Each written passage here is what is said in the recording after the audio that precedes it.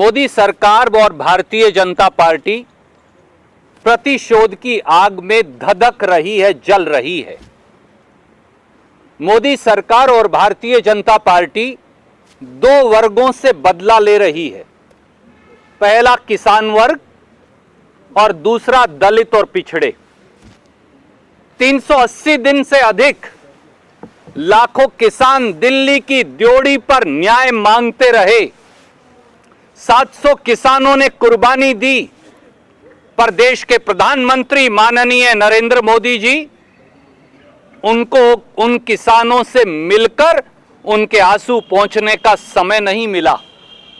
आखिर में जब किसान ने वोट की चोट से उपचुनाव में हराया तो काले कानून वापिस हुए और अब दलित और पिछड़ों से प्रतिशोध लिया जा रहा है।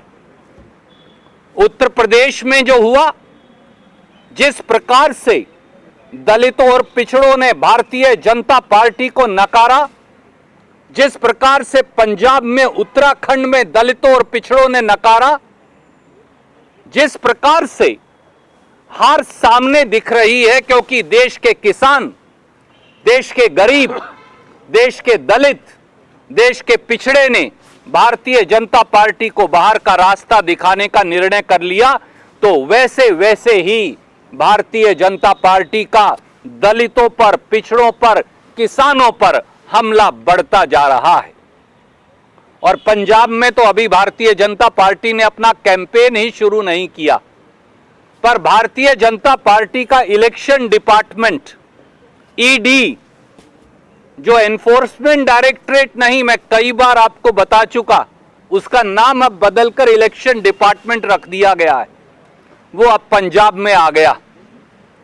आज जिस प्रकार से राजनीतिक बेईमानी की प्रकाष्ठा हुई, राजनीतिक बदले की प्रकाष्ठा हुई, हिंदुस्तान के इकलौते दलित गरीब मुख्यमंत्री से बदला लेने के लिए प्रधानमंत्री मोदी जी और भारतीय जनता पार्टी के लोगों ने अब इलेक्शन डिपार्टमेंट ईडी को पंजाब भेज दिया।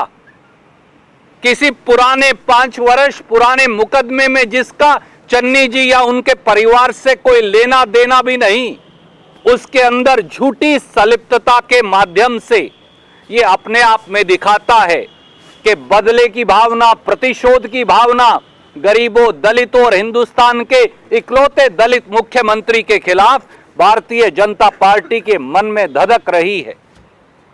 केस है क्या दोस्तों? केस है कि कांग्रेस की सरकार के समय 7 मार्च 2018 को एफआईआर नंबर 26 पुलिस स्टेशन राहो, जिला नवा शहर में दर्ज होती है माइनिंग एक्ट के तहत। उसके अंदर चन्नी जी के किसी रिश्तेदार का नाम नहीं, चन्नी जी के परिवार के किसी सदस्य का नाम नहीं। एक व्यक्ति जिसका नाम है 34 एक्यूज्ड के अंदर, उसका नाम है कुदरतदीप। चालान पेश हो जाता है, केस मुकदमा चल रहा है, चालान के अंदर कुदरतदीप की भूमिका ही नहीं दिखती। आज ये कहा जा रहा है कि ये कुदरतदीप की दोस्ती या जान पहचान भूपेंद्र सिंह हनी नाम के 28 साल के नौजवान से थी। वो नौजवान जो अपनी पढ़ाई पूरी करके वापस आया है। भूपेंद्र सिंह हनी सरदार चरणजीत सिंह चन्नी जी की साली का बेटा है, भतीजा है।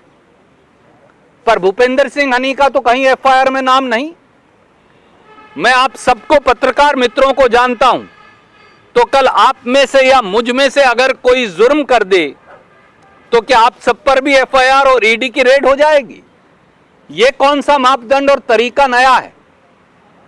तो इसलिए जब कुछ नहीं मिला, जब राजनीतिक तौर से सारी चीजें खंगाल ली और एक गरीब दलित युवा पंजाब के मुख्यमंत्री सरदार चरणजीत सिंह चन्नी के खिलाफ कुछ नहीं मिला, तो इस प्रकार के उल जलूल, बेतुके और बचकाने इल्जामात लेकर भारतीय जनता पार्टी मैदान में आई है।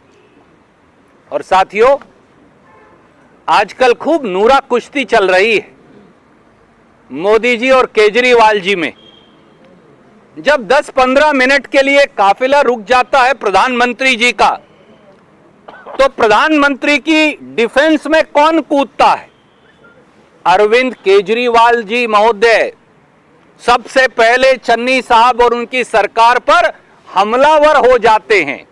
दिल्ली के मुख्यमंत्री अरविंद केजरीवाल मोदी जी की डिफेंस में खड़े हो जाते हैं। और आज जब ना चन्नी जी को मालूम था, ना पत्रकारों को मालूम था, ना अखबार नवीसों को मालूम था कि ईडी की रेड होगी, तो ईडी की रेड होते ही पहला बयान किसका आया? माननीय अरविंद केजरीवाल जी का। लगता है मोदी जी के आजकल डायरेक्ट हॉटलाइन अरविंद केजरीवाल जी से मिली हुई है। दोनों मिलकर पंजाब में, उत्तराखंड में और गोवा में नूरा कुश्ती खेल रहे हैं। एक नाजायज काम करता है और दूसरा उसे सही बताता है। अगर किसान आंदोलन कर रहे थे तो फिर उन किसानों के आंदोलन को नाजायज बताकर चन्नी सरकार पर हमलावर अरविंद केजरीवाल होते हैं। आज भी ईडी अगर अनाप शनाप रेड कर रही है, बेतुकी, बचकानी, बेबुनियाद, तो सबसे पहले अरविंद केजरीवाल हमला बोलते हैं। परंतु पंजाब और पंजाबी और पंजाब के हमारे भाई बहन 3 करोड़ से अधिक ये जानते हैं कि केजरीवाल जी और मोदी जी की नूरा किश्ती के मायने क्या हैं। वो इस झांसे में आने वाले नहीं। और मोदी जी, एक बात जान लीजिए, कांग्रेस के अनेकों नेताओं पर गुजरात से लेकर और दूर उत्तर पूर्व तक आपने अनेकों बार ईडी और सीबीआई और इनकम टैक्स और सीबीडीटी इस्तेमाल करके देख ली, परंतु हम ना डरने वाले, ना दबने वाले, ना झुकने वाले। नरेंद्र मोदी जी ने हमला बोला है दलितों के अधिकारों पर, दलितों के सम्मान पर, गरीबों के अधिकारों पर। भारतीय जनता पार्टी और अरविंद केजरीवाल जी को यह हजम नहीं हो रहा कि कैसे एक दलित नौजवान सरदार चरणजीत सिंह चन्नी के तौर पर पंजाब के मुख्यमंत्री की कुर्सी पर बैठ गया। परंतु ये जनता है, 3 करोड़ पंजाबी जो फैसला करेंगे, फैसला वही होगा। और इसलिए ये जान लीजिए कि किसानों, दलितों, गरीबों, पिछड़ों पर भारतीय जनता पार्टी, आपको इन वर्गों ने नकार दिया है।